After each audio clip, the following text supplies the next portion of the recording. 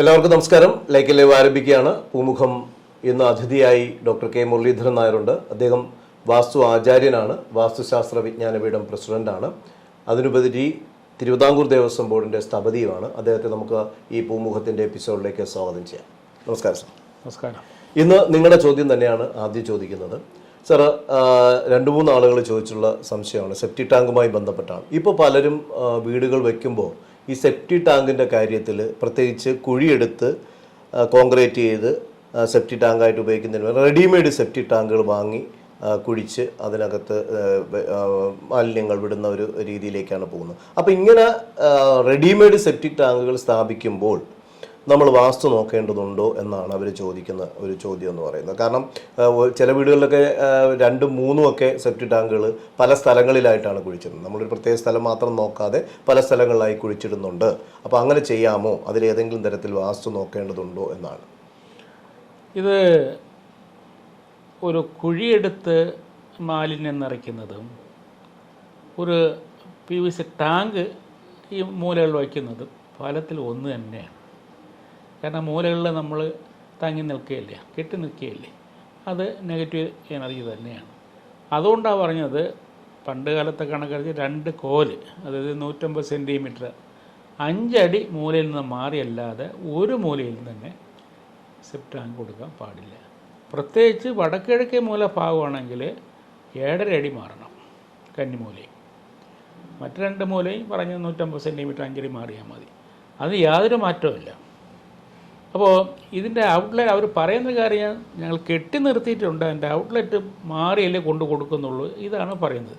അതിൽ കാര്യമില്ല. കെട്ടി നിർത്തുകയല്ലേ, അവിടെ വന്ന് സ്റ്റോർ ചെയ്യല്ലേ, നിൽക്കുകയല്ലേ. അതുകൊണ്ട് PVC ടാങ്കായിരുന്നാലും അല്ലാത്ത ടാങ്ക് സാധാരണ കുഴിച്ചെടുക്കുന്നതായിരുന്നാലും ഫലത്തിൽ ഒന്ന് തന്നെയാണ്. അതിൻ്റെ കൂടെ അവർ ചോദിച്ചിട്ടുള്ളത് ചില ഒന്നിലധികം ടാങ്കുകൾ വയ്ക്കുന്നുണ്ട്. അപ്പോൾ ചിലപ്പോൾ ഈ പറയുന്ന രീതിയിൽ വാസ്തു നോക്കാൻ സാധിക്കാത്തൊരു സാഹചര്യം ഉണ്ട് എന്നാണ് പറയുന്നത്. അപ്പോൾ അതൊക്കെ വെക്കാമോ എന്നുള്ള ഒരു ചോദ്യം ചോദിച്ചു. ഒന്നിലധികം ടാങ്ക് എന്ന് വെച്ചാൽ ശരിക്കും ആദ്യം പറഞ്ഞാൽ ഒരു വീട്ടിലേക്ക് ഒരു 10-2000 സ്ക്വയർ ഫീറ്റുള്ള ഒരു വീടായിരുന്നാലും ഒറ്റ ടാങ്കിൻ്റെ ആവശ്യമേ ഉള്ളൂ, ഒരു ടാങ്കിൻ്റെ ആവശ്യമേ ഉള്ളൂ. അത് ഞാൻ പറഞ്ഞല്ലോ, വീടിൻ്റെ 4 ഭാഗത്തൂടെയും പൈപ്പിട്ട് ചുറ്റി വരുന്ന തടസ്സമില്ലല്ലോ. പിന്നെ അതിലുപരി ടാങ്ക് പറഞ്ഞു നിന്നാൽ കുളിക്കുന്ന വെള്ളം, അടുക്കളയുടെ വെള്ളം, ഇതെല്ലാം കൂടെ നിർത്താൻ വേണ്ടി അത് സാധാരണ ഭൂമിയിൽ ലയിച്ച് പോകാൻ വേണ്ടി ഉള്ള അതിൽ ഇന്ന് ചിലയിടത്ത് ഇങ്ങനെ ചെയ്യാറുണ്ട്, ഇല്ലാന്ന് പറയുന്നത്. ആ ടാങ്കായിരിക്കും ഉദ്ദേശിക്കുന്നത്. കാരണം ഒരു ടാങ്ക് സെപ്റ്റിക് എന്നുള്ള രീതിയിൽ അപ്പോൾ ഈ 2 ടാങ്കാവാം, 2 ടാങ്കാവാം. ഏതായിരുന്നാലും സെപ്റ്റി ടാങ്ക് ആയിരുന്നാലും മറ്റൊരു ടാങ്ക് ആയിരുന്നാലും ശരി, മൂലകളിൽ പാടില്ല. മൂലകളിൽ നിശ്ചിതമായ ഒരളവ് എടുത്ത ശേഷം അല്ലാതെ ടാങ്ക് കൊടുക്കാൻ പാടില്ല. അതോടൊപ്പം തന്നെ ഒരു സംശയം കൂടെ ചോദിച്ചിട്ടുള്ളത്, ഇത് നിങ്ങൾ ശ്രദ്ധിക്കണം. അതിൽ നമ്മൾ വീടിൻ്റെ ഫ്രണ്ട് ഇറങ്ങിപ്പോകുന്ന സ്ഥലത്ത് അവർക്ക് സ്പേസ് കുറവെന്നാണ് പറയുന്നത്. അപ്പോൾ അങ്ങനെ പോകുന്ന സ്ഥലത്ത്, ഇറങ്ങിപ്പോകുന്ന സ്ഥലത്ത് സെപ്റ്റി ടാങ്ക് അടിയിലെടുത്തിട്ടുണ്ട്, അത് ക്രോസ് ചെയ്താണ് പോകുന്നത്. നമ്മുടെ പ്രധാനപ്പെട്ട വാതിലിന് നേരെ ഒരിക്കലും സെപ്റ്റി ടാങ്ക് പാടില്ല. നമ്മൾ പ്രധാനപ്പെട്ട വാതിൽ നേരെ കഴിഞ്ഞപ്പോൾ സ്റ്റെപ്പ് പടികൾ വരും, പടിക്ക് നേരെ അത് വന്നിറങ്ങുന്നത് അത് നല്ലതല്ല. അപ്പം മാറ്റി കൊടുക്കണം, ഇടത്തോട്ടോ വലത്തോട്ടോ മാറ്റി കൊടുക്കുന്നതിന് തടസ്സമില്ല. അതോടൊപ്പം തന്നെ ഒരു കാര്യം സാർ നേരത്തെ സൂചിപ്പിക്കുകയും ചെയ്തു, ഇപ്പോൾ ഒരു പുതിയ പ്രത്യേകിച്ച് ഈ കോൺട്രാക്ടർമാർ വീട് വെച്ച് നൽകുന്നവരാണ് അത്തരത്തിലുള്ള ചെറിയ ഒരു തരികിടയൊക്കെ കാണിക്കുന്നത്. അതായത് ഈ പൈപ്പ് ചുറ്റിയെടുക്കുന്നതിന് പകരം, അപ്പോൾ നമുക്കറിയാമല്ലോ എവിടെയാണ് സെപ്റ്റി ടാങ്ക്, അപ്പോൾ കുറച്ച് ദൂരം വേണ്ടി വരും പൈപ്പ്. അതടുത്ത് നമ്മൾ എല്ലാ ബാത്റൂമുകളും കണക്ട് ചെയ്ത് കൊണ്ടുവരാനായിട്ട് ദൂരം വേണം. അതിന് പകരം വീടിനകത്തൂടെ തന്നെ പൈപ്പ് കടത്തി കൊണ്ടുപോകുന്ന ഒരു പരിപാടിയുണ്ട്. പക്ഷേ ഇത് വീട് വാങ്ങുന്നവരാണ് പലരും അബദ്ധം പറ്റി പോകുന്നത്. കാരണം ഇവർ കാണുന്നില്ലല്ലോ എന്താണ് വീട് ഈ പണി എന്നുള്ളത്. അപ്പോൾ അങ്ങനെ വാങ്ങുന്നവർ അബദ്ധത്തിൽപ്പെട്ടു പോകുന്നു. അത് പിന്നീട് വലിയ ദോഷമായിട്ട് വരുമോ എന്നുള്ളൊരു ആശങ്ക ചോദിക്കുന്നുണ്ട്. ഒരിക്കലും തന്നെ വീടിനകത്തൂടെ ക്രോസ് ചെയ്ത് ഡ്രെയിനേജ് പൈപ്പ് കൊടുക്കാൻ പാടില്ല. വീടിൻ്റെ 4 ഭാഗത്തൂടെയും ചുറ്റി വരുന്ന യാതൊരു തടസ്സവുമില്ല. കന്നിമൂല വടിയായിരുന്നാലും ശരി, വടക്കിഴക്കേ മൂലഭാഗം ശരി, തെക്ക് കിഴക്കായിരുന്നാലും വടക്ക് പടി, വീടിൻ്റെ 4 ഭാഗത്തൂടെ ഡ്രെയിനേജിൻ്റെ പൈപ്പ്, അതായത് സെപ്റ്റി ടാങ്കിൻ്റെ പൈപ്പ് ചുറ്റി വരാം, ഒരു തടസ്സവുമില്ല. എന്നാൽ വീടിനകത്തൂടെ ക്രോസ് ചെയ്യരുത്.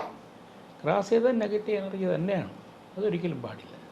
ഈ ലാഭിക്കാൻ വേണ്ടിയായിരിക്കും അതൊക്കെ ചെയ്യുന്നത്. കാരണം ഇത്രയും പൈപ്പ് പറഞ്ഞു കഴിഞ്ഞാൽ കോൺട്രാക്ടർക്ക് അത്രയും ലാഭമാണ്, അതുകൊണ്ട് അത് പാടില്ല. അതോടൊപ്പം തന്നെ ഒരാൾ ചോദിച്ചു, നമ്മൾ ഈ സെപ്റ്റി ടാങ്ക് പുള്ളി വീട് വാങ്ങാനായിട്ട് ഉദ്ദേശിക്കുന്നു എന്നുള്ളതാണ്, വെക്കാനായിട്ടുള്ള അതിനേക്കാൾ വാങ്ങാൻ വേണ്ടിയിട്ടുള്ള ഒരു തയ്യാറെടുപ്പിലാണെന്നാണ്. അപ്പോൾ നമ്മൾ ഇത്തരം കാര്യങ്ങൾ എങ്ങനെ നമുക്ക് പരിശോധിക്കാൻ പറ്റും? അത് ഇവർ പറയുന്ന വിശ്വസിക്കുകയല്ലേ മാർഗം? അതിന് വേറെ എന്തെങ്കിലും വാസ്തുപരമായിട്ട് നമുക്ക് ആരെങ്കിലും കൊണ്ടുവന്ന് നോക്കിക്കഴിഞ്ഞാൽ അത് മനസ്സിലാക്കാൻ പറ്റുമോ എന്നുള്ളൊരു ചോദ്യം. അല്ല, ഇപ്പോൾ റെഡിമെയ്ഡ് വീട് ഇപ്പോൾ റിയൽ എസ്റ്റേറ്റുകാർ വീട് വെച്ച് വിൽക്കുന്നവരുണ്ടല്ലോ. ഇപ്പോൾ ചിലർക്ക് മിനിമം 3 സെൻറ്റിലൊക്കെ വെച്ച് വീട് വയ്ക്കുന്നവരുണ്ട്. 3 5 10 ഏതായിരുന്നാലും വീട് വാങ്ങാൻ ഒരു പുതിയ വീടായിട്ട് കിടക്കുകയാണ് നിങ്ങൾ പോയി നോക്കുമ്പോൾ അറിയത്തക്ക ഒരാളെ കൊണ്ടുപോകണം. വാസ്തുപരമായിട്ട് അറിയത്തക്ക ആളായാൽ അത് എളുപ്പമാണ്.